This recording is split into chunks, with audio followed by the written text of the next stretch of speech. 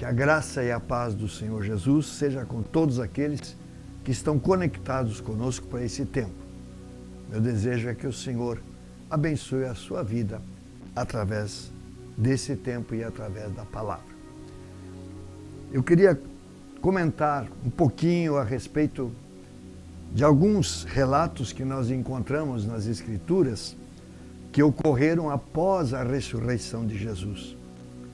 Jesus, após ter ressuscitado, ele se manifestou diferentes vezes a diferentes pessoas.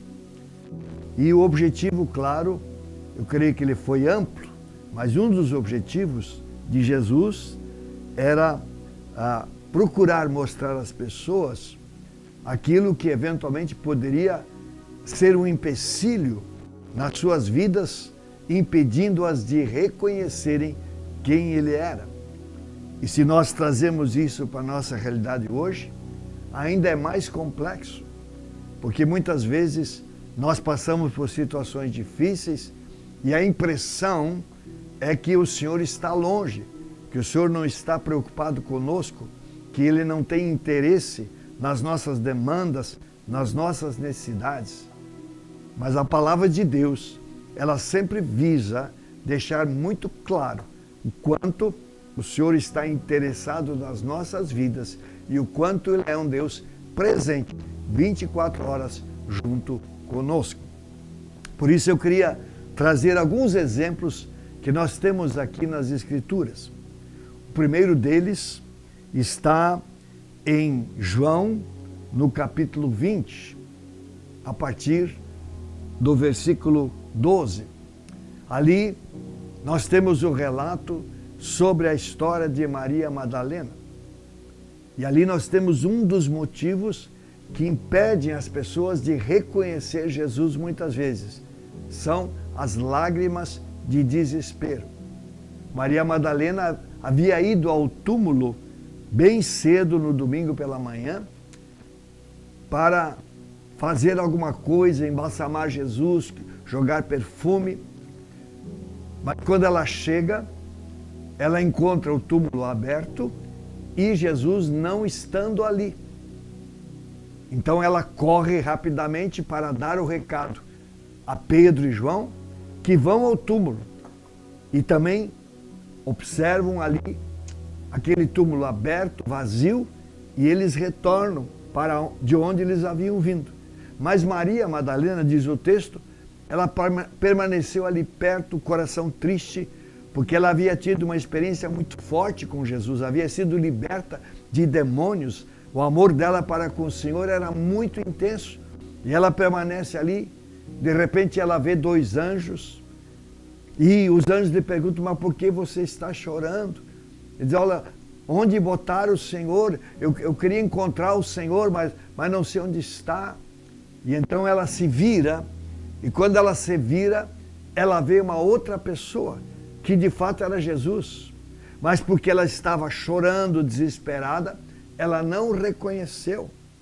E então o texto nos diz que o próprio Senhor lhe pergunta: mulher, por que você está chorando? A quem você procura? E ela pensou que era o jardineiro. Disse: olha, jardineiro, se foi o Senhor que removeu Jesus desse sepulcro, ou se o Senhor sabe onde está, por favor, me diga, porque eu vou levá-lo. Ela nem sabia o que estava dizendo, porque ela estava tão ansiosa, desesperada em função de tudo aquilo, que ela estava meio fora de si. E então Jesus, ele se revela a ela e lhe chama Maria. E quando Jesus diz Maria, aquela voz, ela soou tão familiar que ela entendeu: uau, é o próprio Senhor. E então ela disse: Rabone, mestre. E Jesus lhe deu as direções que ela precisava receber. Agora, trazendo isso para a nossa experiência, quantas vezes, queridos, nós passamos por situações difíceis? Quantas vezes circunstâncias que nós, às vezes, não esperávamos, nos atingem? E muitas vezes isso gera um certo desespero, mas isso nos leva de repente a perder a esperança. Isso muitas vezes afeta a nossa própria fé e isso nos impede de vermos que Jesus, independente daquela circunstância, Ele está presente. Ele diz: eu estou com vocês todos os dias. É a promessa do Senhor. Às vezes nós não sentimos, mas isso jamais vai anular a verdade de que o Senhor está conosco, porque Ele verdadeiramente está conosco. Por isso, você precisa crer nessa presença do Senhor e se aproximar dEle, porque de uma forma ou de outra, Ele vai remover esse véu, Ele vai remover esse obstáculo e você vai voltar a ter convicção da fidelidade desse Senhor. E você vai novamente se alegrar na sua fé e também nas promessas deste Deus na sua direção.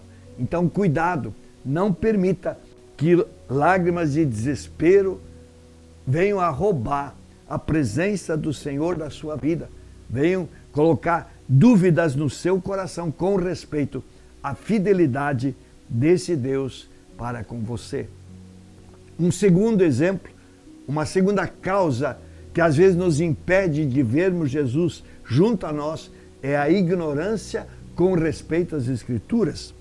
Quando nós olhamos em Lucas, no capítulo 24, nós temos uma história que ilustra isso muito claramente. São os discípulos que estavam caminhando rumo a Emaús. Eles estavam tristes, cabisbaixos, porque Jesus havia morrido.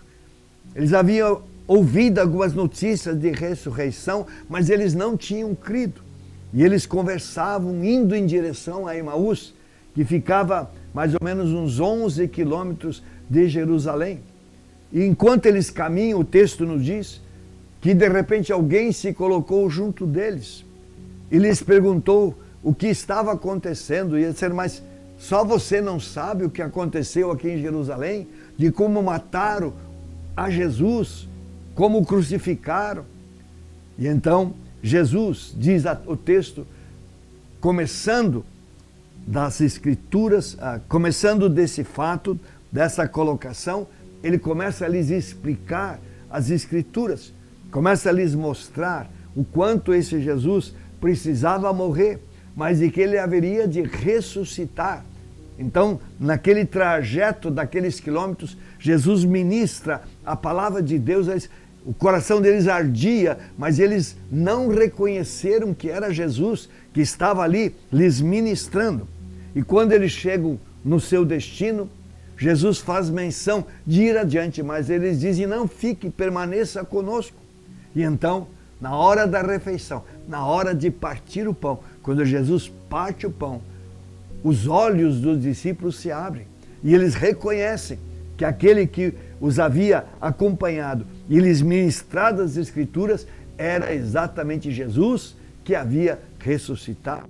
E então Jesus desaparece e eles voltam correndo para os outros discípulos para lhes comunicar essa grande notícia, essa experiência linda que eles haviam tido. Mas o que eu quero alertar você é que muitas vezes nós achamos que Cristo não está presente, que Cristo não está atuando, que Cristo não está movendo na nossa direção por falta de conhecimento. Quantas vezes a falta de conhecimento, ela nos impede de nós crermos naquilo que devíamos de crer e, consequentemente, experimentarmos aquilo que o Senhor tem disponível para nós, mas que precisa passar pelo conhecimento da palavra, porque o conhecimento vai nos gerar fé e, consequentemente, vai nos permitir que a gente experimente as coisas que o Senhor promete e que nós precisamos naquela situação e naquela circunstância. Qual a lição? A lição é que você precisa cada vez mais mergulhar nesta palavra. Você precisa cada vez mais compreender que a leitura e a meditação na palavra de Deus são essenciais para que você conheça Jesus, para que você conheça as promessas de Jesus, para que você conheça a vontade de Jesus para com a sua vida. E, consequentemente, quando você passar por situações difíceis, sejam elas quais forem, textos, promessas de Deus venham à sua mente e ao seu coração, e você possa então exercer fé e confiança e buscar em Deus o cumprimento dessa promessa na sua vida. E é claro, você vai experimentar coisas lindas e tremendas da parte do Senhor, porque o Senhor é fiel para honrar e cumprir cada promessa na nossa vida. Então, um segundo empecilho para nós experimentarmos a presença do Senhor é a falta de conhecimento da palavra. Meu querido amigo, minha querida amiga, meu irmão, minha irmã, é urgente que aqueles que se chamam filhos de Deus gastem cada vez mais tempo, invistam cada vez mais tempo no estudo e na meditação da palavra, porque então você terá subsídios na sua mente e no coração que fluirão a seu favor na hora da necessidade, e você experimentará aquela ação direta, amorosa, real do Senhor na sua vida, nessas circunstâncias, e você terá motivos sempre de novo para exaltar e glorificar o nome do Senhor. Um terceiro exemplo, uma terceira razão que impede muitas vezes pessoas de verem Jesus junto delas é a dúvida.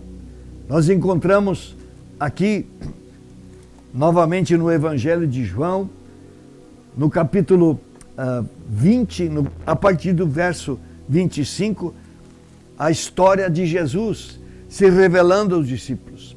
Jesus diz lá que no final do dia da sua ressurreição, Jesus, ele se manifesta de uma maneira sobrenatural aos discípulos que estavam reunidos, trancados, com medo das autoridades, dos romanos, pensando que de repente também eles poderiam ser presos e mortos. Jesus se manifesta no meio deles e, é claro, eles ficam felizes, ficam alegres ao verem o seu Senhor ressurreto.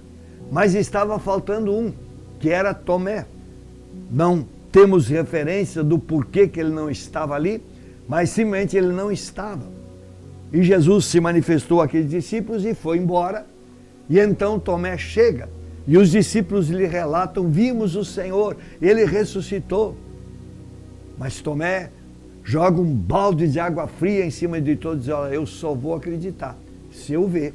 Eu só vou acreditar se eu poder tocar nas suas mãos e no seu lado, onde ele foi furado com a lança. Se eu não puder ver e tocar, eu não acredito. 8 dias depois, Jesus novamente se manifesta. Deixou Tomé naquela incerteza durante uma semana. Uma semana depois, Jesus novamente entra naquele recinto e se mostra aos discípulos. E a primeira coisa que ele faz, ele vai até Tomé e lhe mostra as suas mãos, e lhe mostra o lado. E o Senhor Jesus diz para ele que você não seja incrédulo, mas que você seja um crente, que você creia. E então Tomé disse: Senhor meu e Deus meu. Jesus se revela diretamente a Tomé para remover o véu da dúvida. Eu imagino quanta angústia durante aqueles 8 dias em que Tomé não viu Jesus. Imagino como estava o seu mundo interior por causa da dúvida. Eu quero dizer para você que a dúvida é o grande inimigo da fé. Às vezes não é a incredulidade. O maior inimigo da fé chama-se dúvida. E Tiago diz lá no capítulo 1, no versículo 8, não pense aquele que duvida que receberá do Senhor alguma coisa. Um inimigo que você precisa vencer, um inimigo que eu preciso vencer, chama-se dúvida, porque a dúvida rouba a promessa. A dúvida impede que coisas boas da parte de Deus aconteçam na nossa vida. E essa foi a realidade de Tomé. Somente uma semana depois, quando o Senhor lhe mostra as mãos e os lados, é que aquela dúvida foi removida e ele creu e disse: Deus meu, Senhor meu. Deus, ele quer, com certeza, remover dúvida do seu coração, para que você possa crer. A palavra de Deus é a verdade, ela se cumpre plenamente. Por isso você não pode, de forma alguma, permitir que dúvidas se instalem em você com respeito a palavras e promessas do Senhor.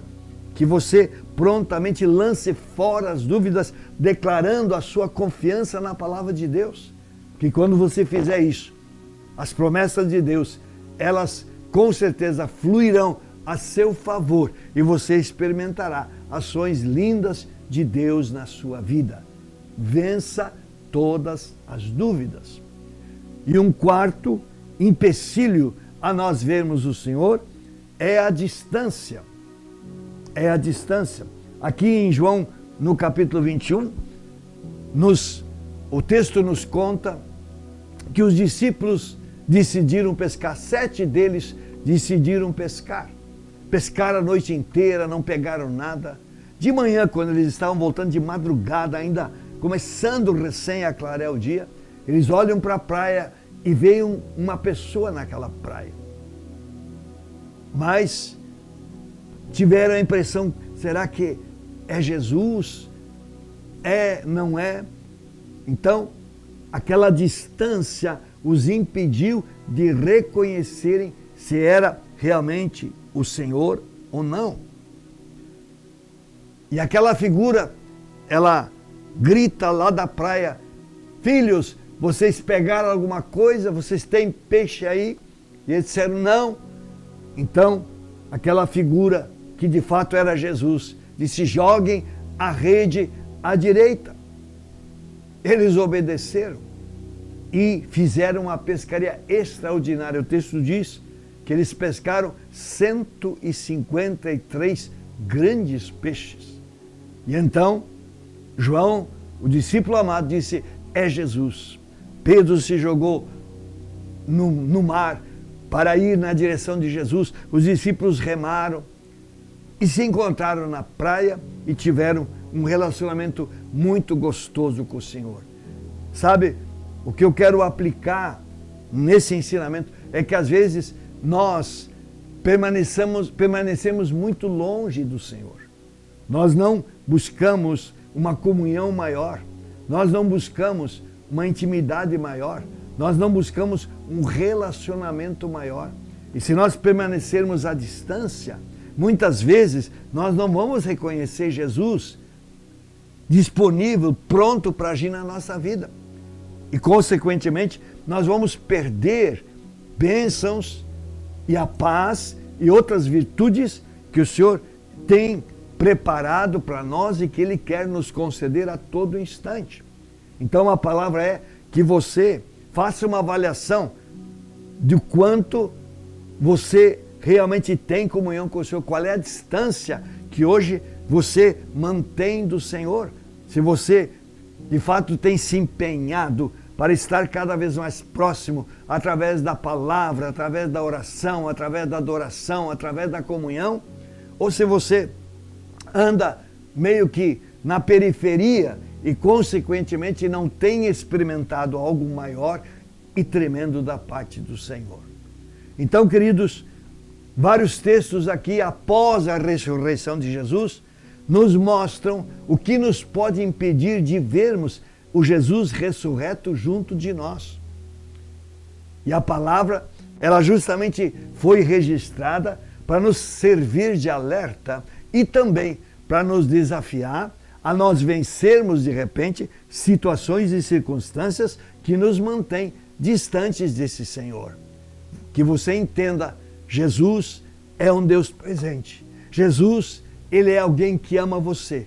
Jesus é alguém que tem todos os recursos que você precisa. E Jesus, Ele é tão amoroso que Ele sempre tem a sua mão estendida na nossa direção para nos abençoar. Busque-o, desenvolva a comunhão, cresça em intimidade e experimente mais Jesus no seu dia a dia. Que Ele abençoe cada vez mais a sua vida. Eu quero orar.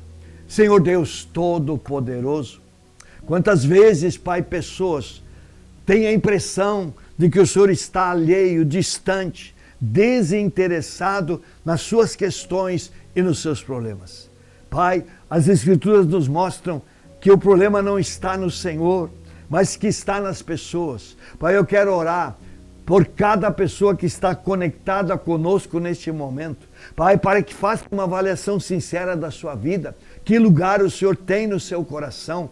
Qual é o desejo que essa pessoa tem de estar na presença do Senhor, de se relacionar com o Senhor, de crescer em intimidade, de desenvolver uma comunhão mais profunda? Pai, eu oro em nome de Jesus, que o Teu Espírito Santo toque em cada um em nome de Jesus. Pai, leva aqueles que se chamam pelo Teu nome a cada vez mais mergulhar na Tua presença, Senhor, a buscar cada vez mais a Tua face. Pai, desperta um desejo de comunhão e intimidade no meio do Teu povo. Pai, porque Tu és muito maior do que muitas pessoas imaginam. O Teu amor é muito mais intenso do que muitos têm experimentado. Por isso, o Senhor toca nos seus corações. Move-os, Pai. Pai, para que realmente se lance nos Teus braços. Pai, para que, ó Deus, busquem na Tua palavra e assim possam experimentar cada vez mais essa ação preciosa, amorosa do Senhor nas suas vidas.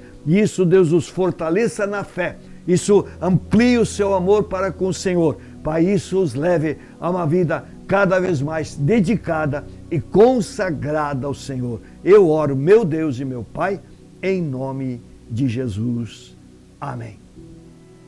Só lembrando, final de semana é fim de semana de ceia e nós convidamos você para estar conosco. Já começamos na sexta de tarde com a tarde da mobilização, um tempo de oração e de adoração do meio-dia até as 6 horas da tarde. No sábado, a reunião dos jovens, a Conexão Livres. Venha, vai ser a reunião dos teens e dos jovens, vai ser uma reunião tremendamente abençoada, às 20 horas no sábado. E no domingo, 2 cultos de ceia, 9 horas da manhã e às 19 horas. Conto com a presença de todos. Deus tem algo especial preparado para a sua vida. Obrigado por você ter estado conosco nesse tempo. Deus abençoe a sua vida e a sua casa.